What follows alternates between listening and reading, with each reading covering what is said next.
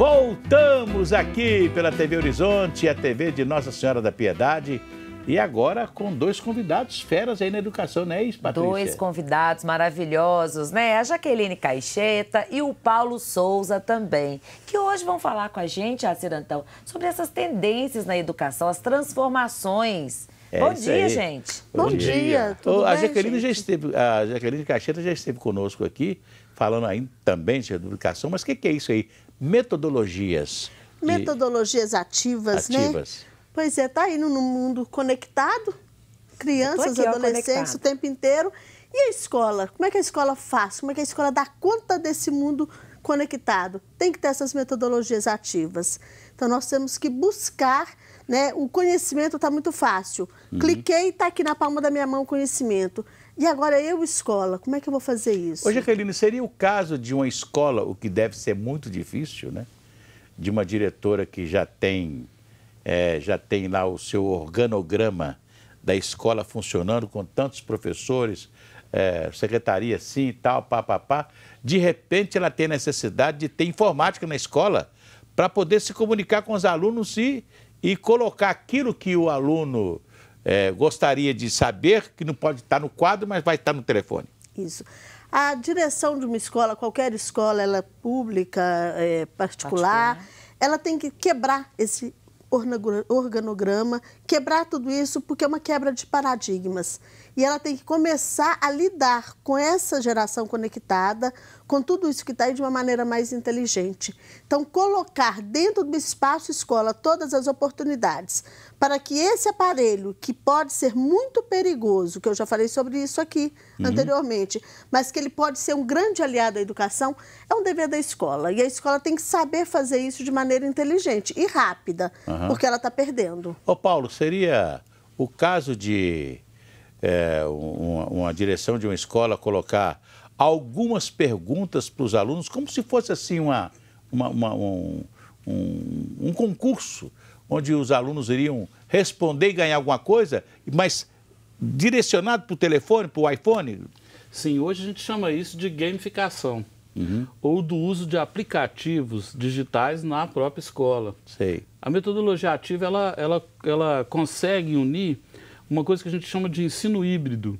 O que passa na televisão, o que passa nas redes, nas comunidades cibernéticas da internet, pode ser aproveitado pelo professor e ele tem que hoje dividir a sua sala, a sua aula. Sabe por quê?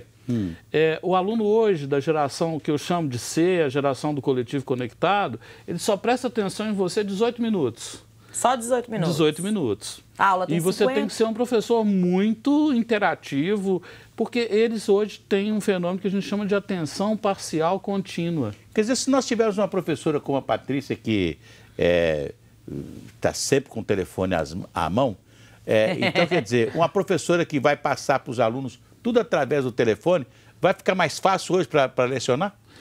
Fica mais fácil. O ideal é que você consiga o engajamento do estudante.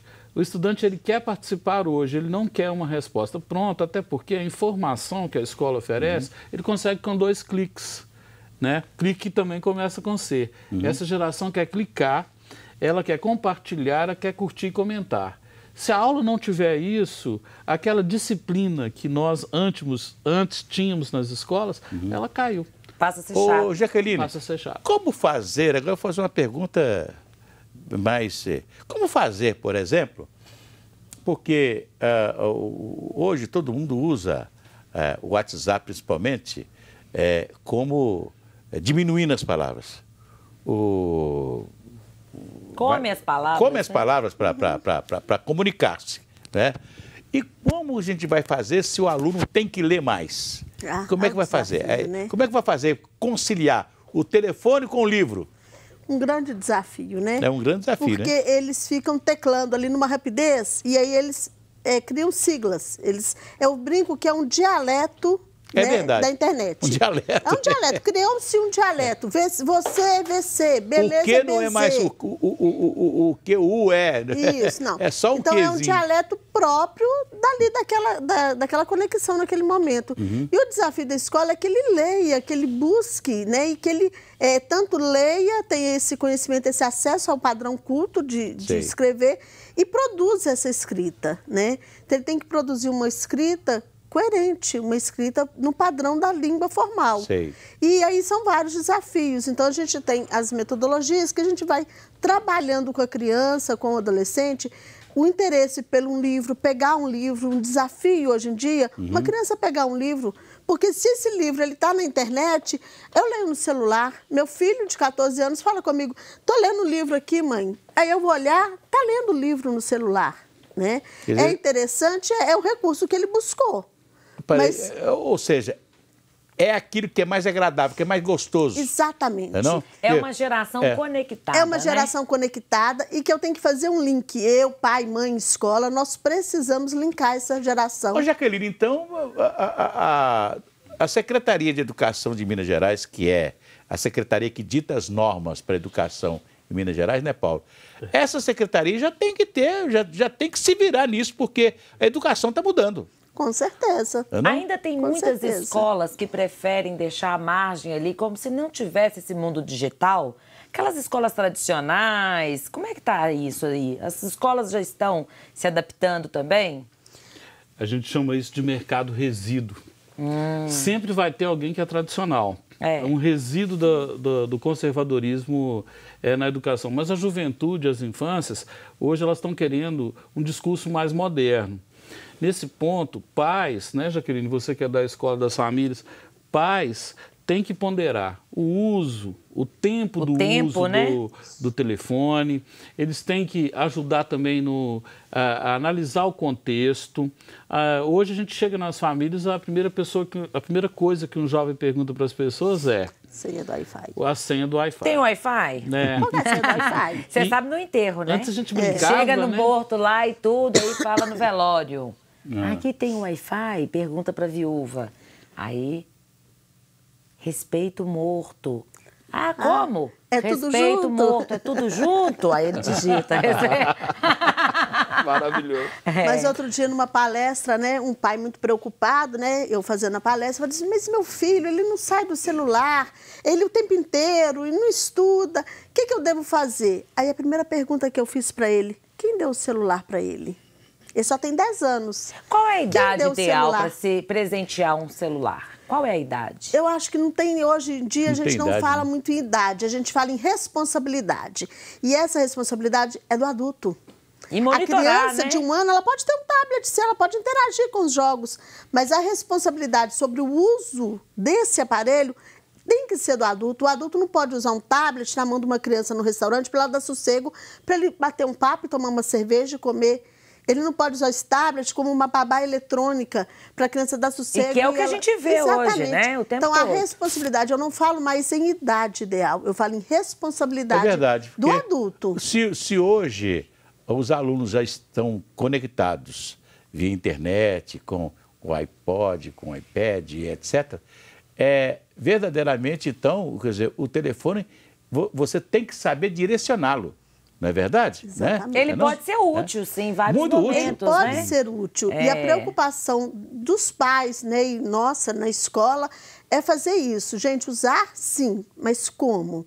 Casos nas escolas, vocês têm visto, assim, alguns casos com relação a crianças que são extremamente dependentes do celular? Isso, a gente chama isso hoje de tecnofobia. Tecnofobia. Se ele não consegue ter o telefone próximo, ele sente uma fobia. Se a bateria do telefone descarrega, ele fica tenso e pode atrapalhar o clima organizacional da sala. Se esquece o telefone em casa. Se esquecer o telefone, parece até que ele está morto. Sem roupa. Porque essa geração é chamada de nativo digital, né? A geração dos nativos digitais. Então, o professor hoje ele tem que ter uma habilidade de inserir. Algumas escolas dizem, é proibido o celular, e eu concordo. Só que o que ele tem na mão não é um celular, é um smartphone. É um mini computador. E isso a lei não proíbe. Então, o que o professor tem que fazer? Trazer o telefone para a sala de aula, trazer o smartphone para a sala de aula. Como? Conectando os alunos àquela disciplina que está sendo estudada. Ele pode buscar um vídeo, ele pode buscar um mapa mental, ele pode buscar um esquema, algo que possa ajudar o professor a enriquecer o conteúdo que ele está ministrando ali na sala, com a ajuda de times que vão conversar sobre isso. Seria o caso, por exemplo, de um professor, né, como eu já exemplifiquei aqui, né, já iniciar a matéria que ele vai dar, mandando um torpedinho para cada um dos alunos, né, do que ele vai falar e do que ele gostaria de ouvir e etc. E tal. Isso tem um nome, sala de aula invertida. É uma metodologia super ativa, né, Paulo? Muito. E que temos usado muito. E aí da escola que não estiver usando. Então, você antecipa a sua aula, você fala para o seu aluno, na próxima aula iremos abordar tal assunto. E eles vão trazer. Então, eles vão Cada um buscar, vai pesquisar. A aula fica rica. Para o professor é um desafio, porque ele vai ter um leque de opções, porque é legal dar aula quando o conteúdo está na sua mão, você sabe, o conteúdo vai você em cima, domina, né? Eu sei. Mas esse conteúdo veio do fulano e veio de um vídeo do ciclano que você nem nunca assistiu. Olha que legal, aí há uma interação muito grande. Interagindo com a gente, obrigada pela audiência. A Valquíria, que é do bairro Concórdia, ela é professora e ela está dizendo, está muito difícil dar aula. O Paulo mencionou 18 minutos, mas na verdade o que temos mesmo são 5 minutos iniciais. Isso. Esses 5 minutos iniciais a gente chama de unidade de polícia pacificadora. Nós temos que acalmar os alunos, prepará-los para o cenário. E aí a comunicação tem que ser assertiva. Hoje o meu planejamento é esse. Nós vamos no primeiro momento fazer isso, depois vamos usar as tecnologias, logo em seguida nós vamos avaliar e vocês podem até usar alguns aplicativos para dizer como a aula foi. O professor hoje ele tem que sair também do lugar comum. Sair da zona de conforto, sair de uma zona de conforto e ir para uma zona de crescimento. Agora, não é fácil, eu estou em sala, isso é muito desafiante. Ou seja, todos os professores hoje, o que eu estou entendendo, e eu acho que eu passo a defender isso, os professores tinham que hoje fazer aquele velho curso que as escolas mandam os professores fazer, né? Formação continuada, né? A formação continuada. Ele tem que voltar. Nunca termina. Ele tem que ir para a informática, ele tem que saber mais para ele poder ser um professor completo hoje. Mas você sabe o que eu acho muito bacana também? Quando o aluno, isso principalmente o adolescente, né, Paulo? Ele sente que ele sabe mais do que o professor, que ele domina mais, isso dá um certo empoderamento. E isso diz para ele que ele dá conta, que ele pode. Então, a gente que fala tanto em autonomia, em responsabilidade, em respeito, olha que legal esse aluno está ali apresentando uma coisa. O professor precisa ter essa humildade de lidar com essa situação. De chamar o melhor aluno desse, pôr do lado dele e falar assim, vai distribuindo para o pessoal essa e essa matéria que eu vou precisar. Mas eu fico um pouco preocupada, até como mãe. Eu queria que você fizesse esse contraponto aí pra gente. Porque como mãe, eu tenho filho pré-adolescente, eu percebo o seguinte, que com isso aqui na mão, eles têm uma arma, né? Então, às vezes, você fala alguma coisa, dentro de casa, o filho logo fala assim, não, mãe, mas não tá falando é isso aqui, não. Eu até brinco assim, aqui quem manda, as leis são as minhas.